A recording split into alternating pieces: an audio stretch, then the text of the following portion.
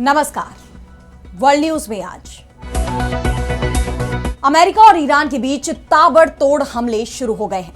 America ने Iran की military site पर दोबारा हमला किया है, जिस पर ईरान भड़क गया।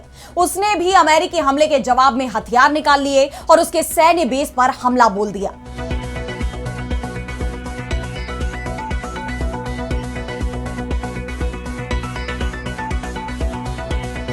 समझौते के लिए जारी बातचीत के बीच हुए इन हमलों ने क्षेत्र में मौजूद शांति को खतरे में डाल दिया है। इस बीच अमेरिकी राष्ट्रपति डोनाल्ड ट्रंप ने डील को लेकर नई शर्त भी जोड़ दी, जिस पर ईरान ही नहीं बल्कि दूसरे खाड़ी देशों की नाराजगी भी बढ़ सकती है। यानी फिलहाल क्षेत्र में स्थायी युद्ध विराम की संभावना घटती दिखाई दे रही है। बल्कि कहा तो यह जा रहा है कि फिर जंग की तरफ बढ़ रहे अमेरिका और ईरान। तो क्या है पश्चिम एशिया के मौजूदा हालात, इस पर हम करेंगे विस्तार से चर्चा। लेकिन आइए जरा उन खबरों को भी देख लें जिन पर आगे होगी बात। यूक्रेन की बड़ी मुश्किलें, रूस ने 2 और गांवों पर किया कब्जा। अमेरिका ने घटाई सैन्य मदद। इस बीच बायोलॉजिकल वेपन प्रोग्राम पर आया रूस का सनसनीखेज दावा। फिजी में क्वाड की रणनीति को झटका। फिजी के विदेश मंत्री डिटोका ने फिलहाल किसी सहमति से किया इनकार। चीन को प्रशांत महासागर में घेरने की कोशिश के तहत की गई थी पोर्ट बनाने की घोषणा। नेपाल में हुए जेनजी प्रदर्शन पर नेपाल के मानवाधिकार आयोग की रिपोर्ट हुई सार्वजनिक। कई दिग्गजों पर गिरी गाज। बालेन सरकार का रिपोर्ट कार्ड भी निकला खराब। और चलते चलते में देखेंगे बांग्लादेश में रुकी डोनाल्ड ट्रंप की कुर्बानी। तारिक रहमान की सरकार ने उठाया बड़ा कदम। इन सभी खबरों पर हम विस्तार से करेंगे बात, लेकिन पहले एक नजर हेडलाइंस पर। ऑस्ट्रेलियाई पीएम एंथनी अल्बानीज का बड़ा बयान। बोले, भारत को समझना हो तो ट्रेन से करो यात्रा। भारत के विकास की तारीफ की। जापान ने भारत को दिया झटका। भारतीय आमों के आयात पर लगाई रोक। गुणवत्ता में कमी के चलते लिया गया फैसला। 20 साल पहले भी लगाई गई थी रोक।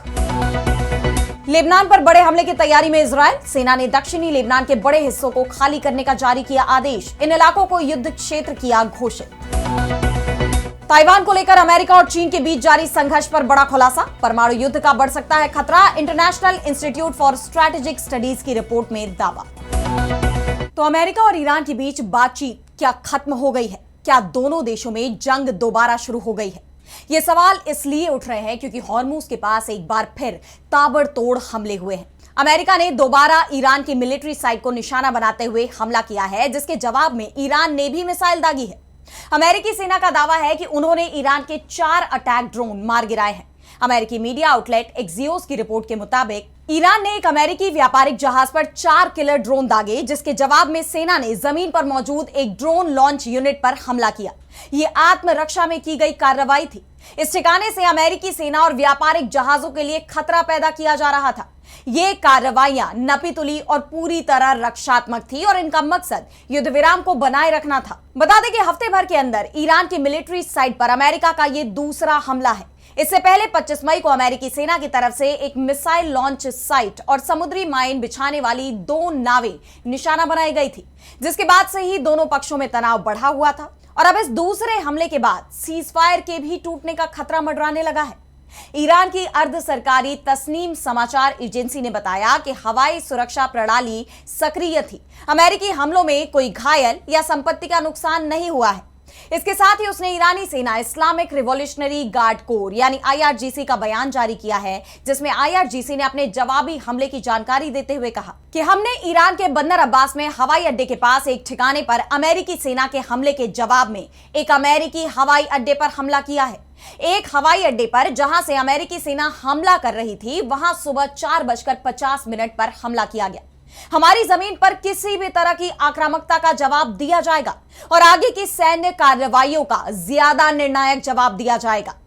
हालांकि उन्होंने ये तो नहीं बताया कि ये एयरबेस किस देश में स्थित था।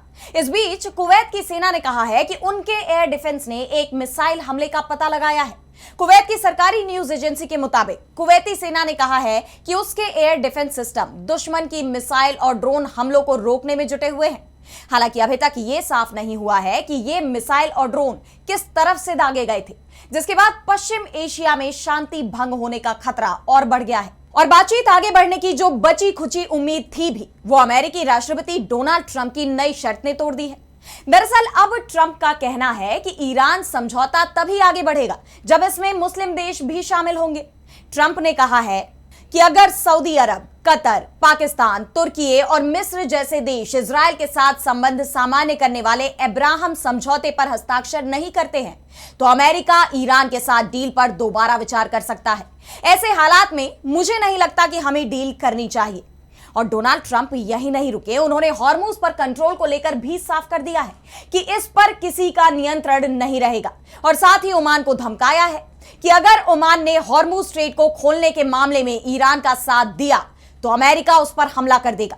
हॉर्मुज स्ट्रेट अंतरराष्ट्रीय जल क्षेत्र है और ओमान को भी बाकी देशों की तरह ही पेश आना होगा, वरना हम उन्हें उड़ा देंगे।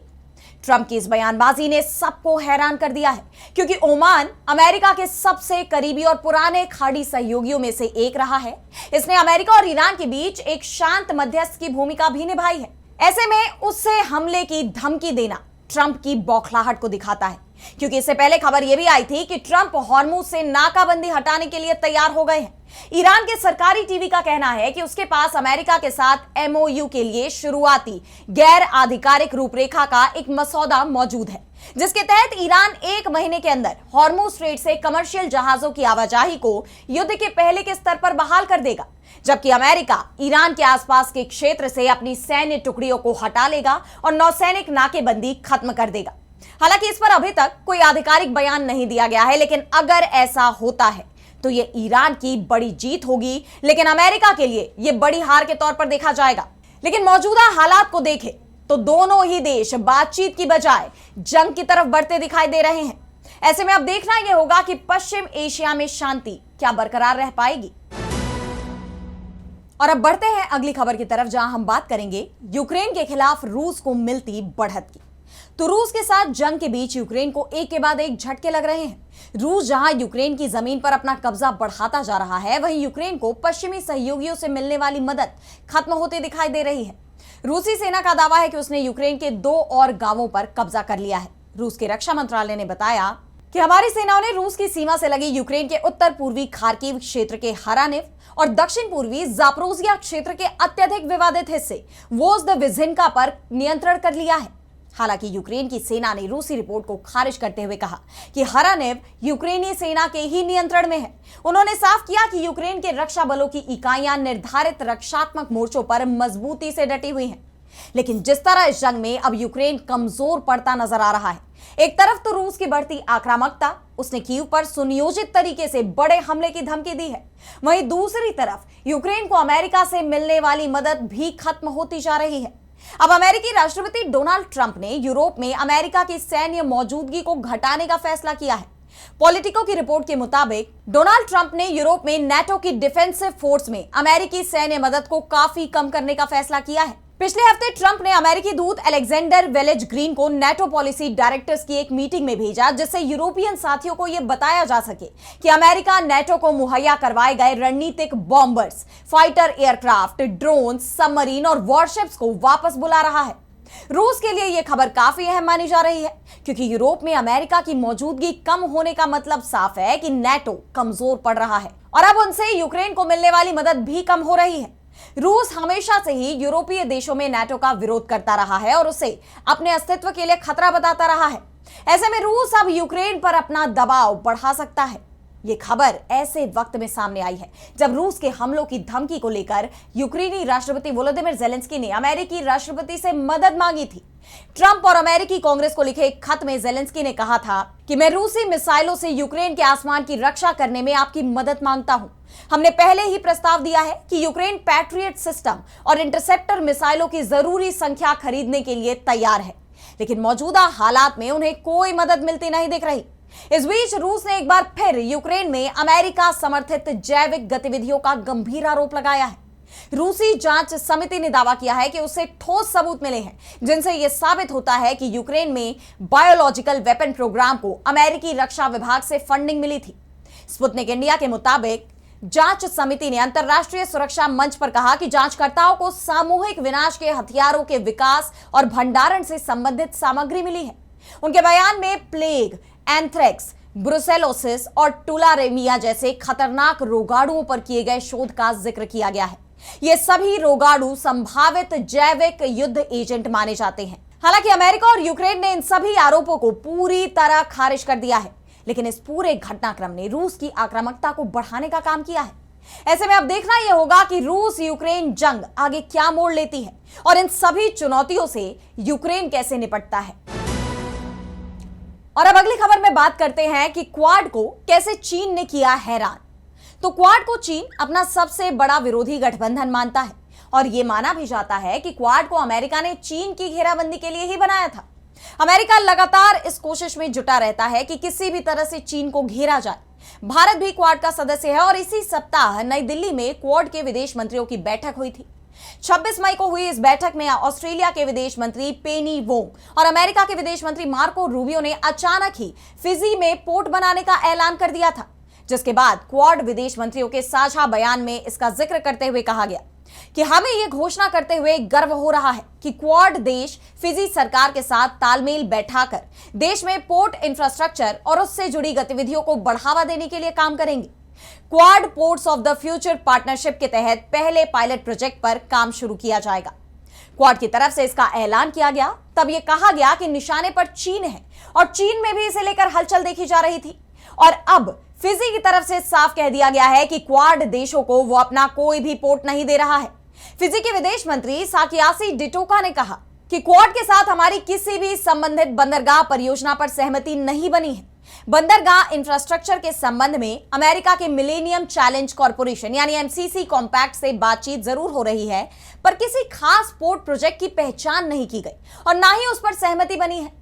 क्वाड की तरफ से जो कुछ कहा गया है उसे जमीन पर उतारने से पहले काफी कागजी कार्रवाई की जरूरत होगी, जो अभी शुरू नहीं हुई है।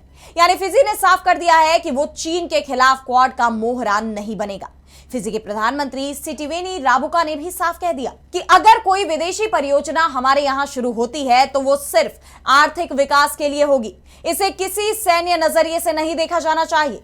यानी फिजी ने यह साफ संकेत दे दिया है कि वो चीन का विरोध नहीं करेगा, क्योंकि चीन के फिजी में इंफ्रास्ट्रक्चर से जुड़े कई प्रोजेक्ट चल रहे हैं। फिजी वन चाइना नीति का पालन करता है। फिजी चीन की बेल्ट एंड रोड इनिशिएटिव का भी हिस्सा है। ऐसे में उसने साफ कह दिया है कि वो अपना कोई भी पोर्ट फिलहाल क्वाड को देने के लिए तैयार नहीं है। और अब अगली खबर में बात करेंगे नेपाल की। तो नेपाल में पिछले साल जेनजी प्रोटेस्ट हुआ था, जिसके कारण देश में सत्ता परिवर्तन हो गया था। लेकिन लगातार सवाल उठ रहे थे कि आखिर नेपाल में जेनजी प्रोटेस्ट कैसे भड़का। और अब जेनजी प्रोटेस्ट को लेकर एक रिपोर्ट सामने आई है, जिसमें कई चौंकाने वाले खुलासे हुए हैं। इस प्रोटेस्ट को लेकर राष्ट्रीय मानवाधिकार आयोग ने अपनी बहुप्रतीक्षित जांच रिपोर्ट सार्वजनिक कर दी है। इस रिपोर्ट में देश के पूर्व प्रधानमंत्रियों, मंत्रियों, सांसदों और सुरक्षा बलों के आला अधिकारियों पर बेहद गंभीर आरोप लगाते हुए उनके खिलाफ सख्त कार्रवाई की सिफारिश की गई है। और ये जो रिपोर्ट सामने आई है, इसमें सबसे बड़ा झटका पूर्व प्रधानमंत्री केपी शर्मा ओली और पूर्व गृह मंत्री रमेश लेखक को लग सकता है। आयोग ने इन दोनों पर मानवाधिकारों के उल्लंघन और प्रशासनिक शक्तियों के गलत इस्तेमाल के आरोप लगाए हैं। इसके साथ ही अगले 5 साल तक उनके चुनाव लड़ने और विदेश यात्रा करने पर पूरी तरह रोक लगाने की सिफारिश की गई है। इसके अलावा प्रोटेस्ट के दौरान सोशल मीडिया पर बैन लगाने का फैसला करने वाले तत्कालीन संचार मंत्री पृथ्वी सुब्बा गुरुंग के खिलाफ भी कार्रवाई की बात कही गई है। आयोग का मानना है कि उनके इस फैसले से जनता की अभिव्यक्ति की आजादी छिनी और हालात और ज्यादा बिगड़ गए। यानी साफ है कि हालात बिगाड़ने के लिए पृथ्वी सुब्बा गुरुंग को जिम्मेदार ठहराया गया है। आयोग ने इस रिपोर्ट में साफ कहा है कि विद्रोह के दूसरे दिन देश भर में जो हिंसा हुई, उसे रोकने में देश का सुरक्षा तंत्र पूरी तरह फेल रहा। इसके साथ ही नेपाली सेना की भूमिका पर भी सवाल उठे हैं। रिपोर्ट में दावा किया गया कि आंदोलन के दौरान कई नेताओं के भाषण हिंसा भड़काने वाले थे। आरएसपी के 15 सांसदों के खिलाफ आगजनी, तोड़फोड़ और भड़काऊ बयान देने के आरोप में जांच की सिफारिश की गई है। हालांकि रिपोर्ट के सामने आने के बाद नेपाल की राजनीति में जबरदस्त भूचाल आ गया है।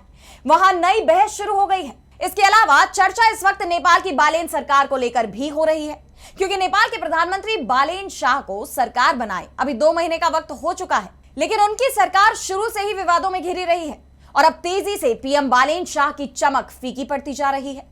नेपाल के युवा भी बालेन सरकार को पसंद नहीं कर रहे हैं और इसके पीछे की सबसे बड़ी वजह पीएम बालेन शाह के जरिए किए गए चुनावी वादों को माना जा रहा है, क्योंकि प्रधानमंत्री अपने वादे पूरे करते नहीं दिख रहे हैं। कहा जा रहा है कि बालेन सरकार कई अहम वादों को पूरा करने में तय समय से पीछे चल रही है।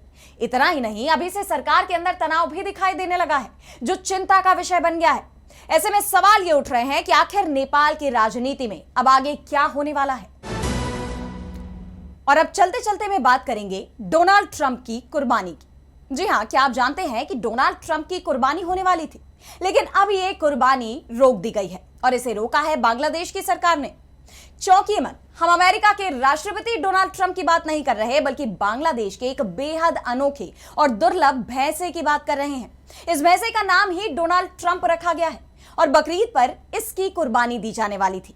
ये भैंसा 700 किलो का है, जिसके सिर पर सुनहरे बाल हैं। आप इस वक्त अपनी स्क्रीन पर भी इसे देख सकते हैं। इसका लुक हूबहू अमेरिकी राष्ट्रपति डोनाल्ड ट्रंप के हेयर स्टाइल से मिलता जुलता है और इसी वजह से इंटरनेट पर इस भैंसे की खूब चर्चा भी हो रही थी और लोग इसे देखने के लिए दूर दूर से पहुंच रहे थे, इसके साथ तस्वीरें ले रहे थे। बकरीद के मौके पर इस डोनाल्ड ट्रंप नाम के भैंसे की कुर्बानी दी जाने वाली थी। सारी तैयारियां हो चुकी थी और कुछ ही घंटों में इसे कुर्बान किया जाना था, लेकिन तभी बांग्लादेश की सरकार ने इस मामले में दखल दिया और सरकार के आदेश पर पुलिस तुरंत हरकत में आई। पुलिस सीधे भैंसे के मालिक मनिरूज जमान के घर पहुंच गई। पुलिस ने भैंसे को अपने कब्जे में ले लिया और उसे सुरक्षित बचा लिया। इस खास भैंसे को अब ढाका के राष्ट्रीय चिड़ियाघर में भेजा गया है। चिड़ियाघर के डॉक्टरों का कहना है कि यह भैंसा अभी छोटा है और कई सालों तक जीवित रह सकता है। इसके लिए चिड़ियाघर में एक अलग कमरा बनाया गया है और इसकी देखरेख के लिए एक खास कर्मचारी भी तैनात किया गया है। भैंसे के मालिक मनिरूज जमान ने बिना किसी विवाद के डोनाल्ड ट्रंप को पुलिस के हवाले कर दिया। सरकार ने मालिक को भरोसा दिया है कि इस भैंसे के बदले उन्हें उचित मुआवजा दिया जाएगा या फिर दूसरा मवेशी दिया जाएगा। इस तरह सरकार की सूझबूझ से यह भैंसा कुर्बानी से बच गया और अब चिड़ियाघर में आराम से रहेगा। फिलहाल वर्ल्ड न्यूज में इतना ही। देश दुनिया की तमाम बड़ी खबरों के लिए आप देखते रहिए डीबी लाइव और मुझे दीजिए इजाजत। नमस्कार।